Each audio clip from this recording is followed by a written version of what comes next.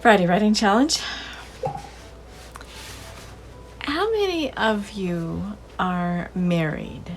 And maybe you've seen Eat, Pray, Love or read the book by Elizabeth Gilbert. Well, this is her second book, Committed, a love story about finding the love at the end of Eat, Pray, Love after a particularly nasty divorce.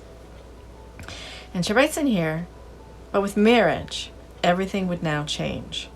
We would be together all the time now, and that togetherness would bring trying new limits, because marriage is a binding thing, a taming thing by its very nature. Marriage has a bonsai energy. It's a tree in a pot with trimmed roots and clipped limbs. Mind you, bonsai can live for centuries, and their unearthly beauty is a direct result of such constriction. But nobody would ever mistake a bonsai for a free-climbing vine. What are the types of relationships that you have balanced in? How have you balanced relationships, freedom and commitment? Because there are some things that one partner might like opera and one partner might not. How do you balance individual likes and preferences and then doing things together? She says a little later on the next page, we are all trying, as the Polish philosopher Bowman writes, to force our marriages to empower without disempowering, enable without disabling, fulfill without burdening. That's interesting. To empower without disempowering, enable without disabling, to fulfill without burdening.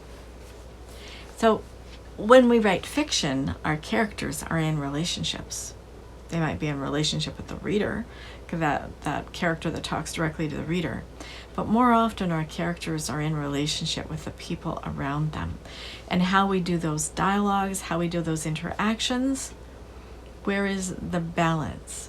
If we're writing about lovers, if we're writing about people that have been married and are splitting.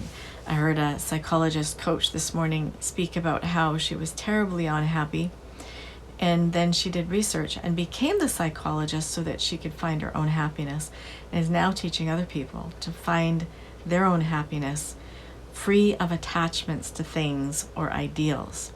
And also that when psychologists tell couples just divorce, you're done now, she doesn't do that. She helps them find their way back into love. And I think what Elizabeth Gilbert is talking about is finding that balance that allows them to love without crippling the other. So write about relationships and how you've balanced that teeter-totter line of giving and taking, being there and having some freedom, having some friends outside the relationship. And take a look at your character relationships for you fiction writers. And how are those characters bouncing off of each other?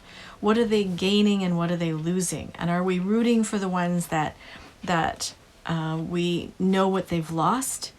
And now what do they stand to gain if they win in their goal? So those are my ideas for this Friday Writing Challenge. Go write.